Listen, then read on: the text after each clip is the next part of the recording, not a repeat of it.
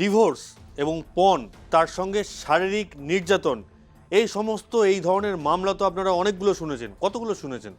10টা, 20টা, 50টা, 500টা? খবরের কাগজে দেখেছেন, টিভিতে শুনেছেন। কিন্তু এই সমস্ত মামলাগুলোর অন্তিম পরিণতি কি হলো? কোন দিকে রায় গেল? কোন পক্ষের দিকে রায় গেল? স্ত্রীর দিকে না স্বামীর দিকে? সেই সমস্ত সম্বন্ধে আমরা কিন্তু খুবই কম জানি। আমরা প্রথমটা পড়ি বা প্রথমটা দেখি যখনই এই ধরনের মামলা হয়, তখন সেটা জানি, দিয়ে আমরা নিজেরাই মনে মনে ভেবে নিই হয়তো স্বামীর দোষ ছিল বা হয়তো স্ত্রীর দোষ ছিল। বেশিরভাগ ক্ষেত্রেই স্বামীদেরকেই কাঠগড়ায় তোলা হয়, কিন্তু অনেক ক্ষেত্রে স্ত্রীরাও কিন্তু সমান দোষী। আর একটা কথা, 498A গার্হস্থ্য হিংসা, এই গার্হস্থ্য হিংসার অধীনে 498-এর অধীনে যে ফৌজদারি মামলা দেওয়া স্ত্রীদের দ্বারা, সেটা কতটা যুক্তিযুক্ত, কোন কোন ক্ষেত্রে সেই মামলাগুলো দেওয়াটা সত্য, আর কোন কোন ক্ষেত্রে মামলাগুলো মিথ্যে মামলায় ফাঁসানো হয় একজন স্বামীকে, স্বামীর বাড়ির সদস্যদের, শ্বশুরবাড়ির সদস্যদের, তাদেরকে ফাঁসানো হয়, এগুলোও কিন্তু জেনে নেওয়া দরকার। দর্শক, আজকে লিগ্যাল প্লাস নিয়ে চলে এসেছি আমি শুভঙ্কর। আজকে আপনাদের খুব ইন্টারেস্টিং একটা মামলা শোনাতে চলেছি। Swagat Kumar versus state of Telangana and anothers. একটা এসএলপি নাম্বার আছে। Justice B V. নাগারত্না এবং জাস্টিস আর মহাদেবনের বেঞ্চে এই মামলাটা শুনানি হয়েছে। চূড়ান্ত রায় কবে প্রকাশ পেয়েছে? 19শে ডিসেম্বর 2025 এই মামলার চূড়ান্ত রায় প্রকাশ পেয়েছে। দেখে নিন মামলাটা কি নিয়ে ছিল। Background: the wife and the husband and the wife both were software engineers, married in 2016 and lived in the USA.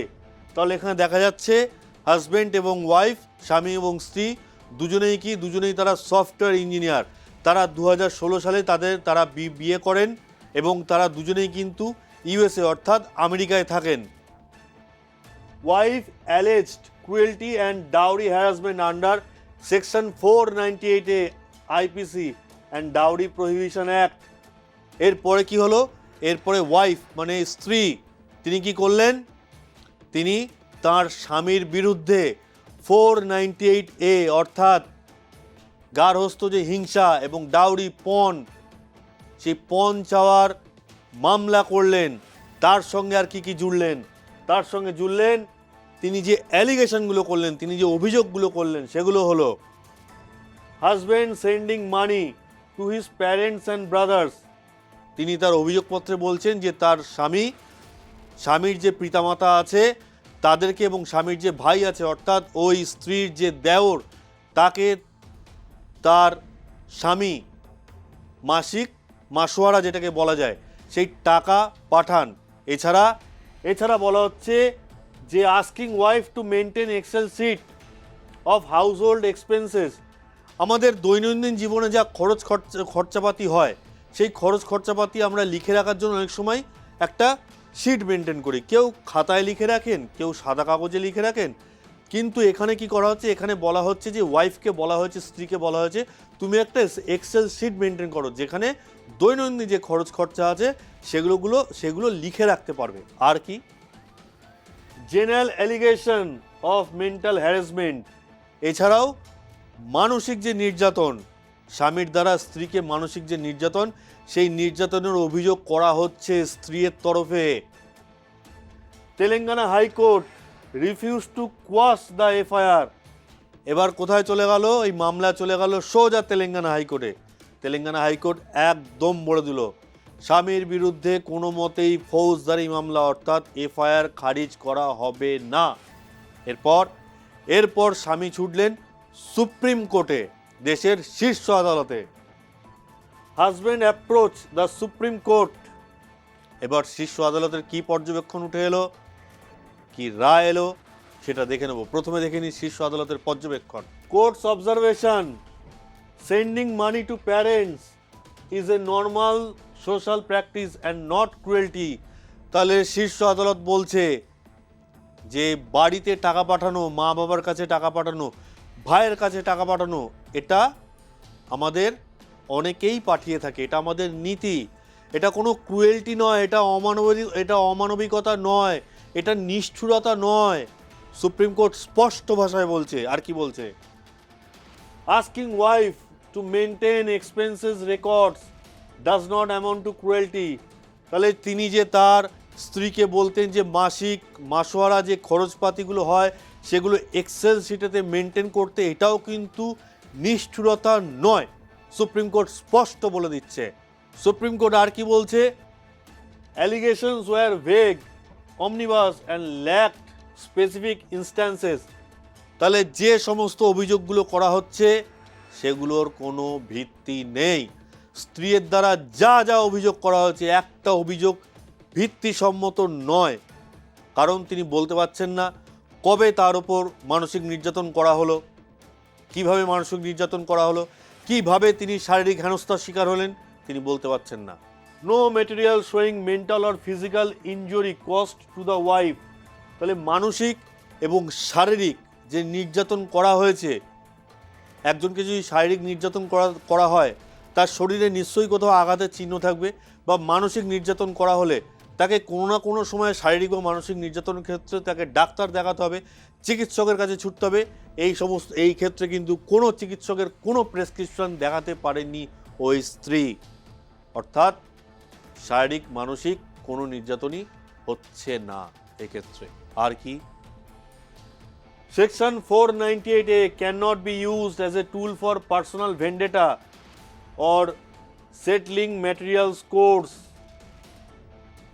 নিজের রাগ, নিজের অভিমান, নিজের ইচ্ছা, নিজের কুইচ্ছা পূরণ করার জন্য কারোর ওপর 498 এর মতো ধারা দেওয়া যুক্তিসঙ্গত নয়।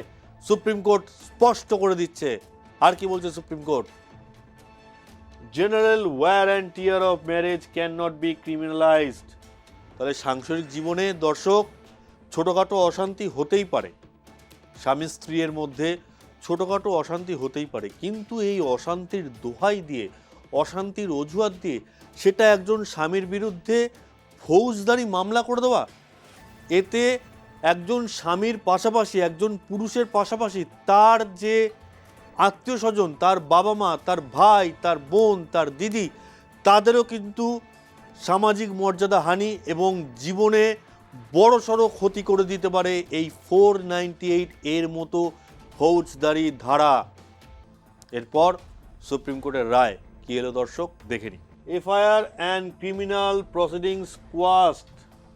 তাহলে তার স্বামীর বিরুদ্ধে যত এফআইআর ছিল, যত ফৌজদারি ধারা ছিল, সেগুলোকে কোয়াশ করে দেওয়া হলো, অর্থাৎ খারিজ করা হলো।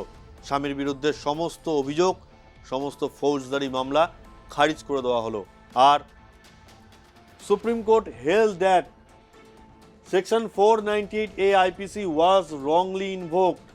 তাহলে এখানে 498A আমাদের যে ভারতীয় দণ্ডবিধি, তাতে যে 498A যে ধারা আছে, ফৌজদারি ধারা, ফৌজদারি মামলা, সেটা এখানে ভুলবশত করা হয়েছিল। স্ত্রীর দ্বারা কিছুটা ইচ্ছাকৃতভাবে করা হয়েছিল, এই মামলা করা হয়েছিল স্বামীকে ফাঁসানোর জন্য। আর appeal allowed in favour of the husband. তাহলে হাজবেন্ডের পক্ষে সুপ্রিম কোর্ট এখানে রায় দিল।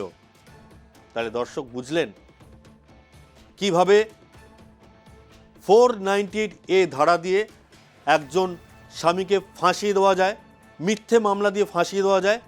আমরা অনেকেই খবরের কাগজ পড়লে বা টিভির পর্দায় যদি নজর রাখি, তাহলে আমরা অনেক সময় দেখব এই ধরনের পণ নিয়ে, শারীরিক মানসিক অত্যাচার নিয়ে অনেক মামলা হচ্ছে বিভিন্ন হাইকোর্টে, দেশের বিভিন্ন হাইকোর্টে, এমনকি সুপ্রিম কোর্টে পর্যন্ত মামলা হয়। কিন্তু সেই মামলাগুলো অন্তিম পর্যায়ে গিয়ে কী দাঁড়ায়? কতগুলো মামলা যুক্তিসঙ্গত, কতগুলো মামলা সত্যিকারের একজন স্ত্রীর ওপর শারীরিক মানসিক নির্যাতন করা হচ্ছে। আমরা কোনো মতেই শারীরিক মানসিক নির্যাতনের পক্ষপাতী নয়। এগুলো সোশ্যাল ইভিল, এগুলো সামাজিক ব্যাধি, সোশ্যাল ইভিল, এগুলো দূর হওয়া দরকার। কিন্তু তাই বলে একজন স্বামীর ওপর ইচ্ছাকৃতভাবে 498 মতো গুরুতর ধারা কিন্তু চাপিয়ে দেওয়াও সমানভাবে উচিত নয় দর্শক। আমাদের আজকের এই মামলা নিয়ে আপনাদের কি মতামত, আপনারা আর কোন ধরনের মামলা আমাদের কাছে শুনতে চান, আমাদের থেকে জানতে চান, আপনারা তা আমাদের কমেন্ট বক্সে লিখুন। আমরা আপনাদের কমেন্টগুলো কিন্তু খুব খুব পুঙ্খানুপুঙ্খভাবে আমরা দেখি।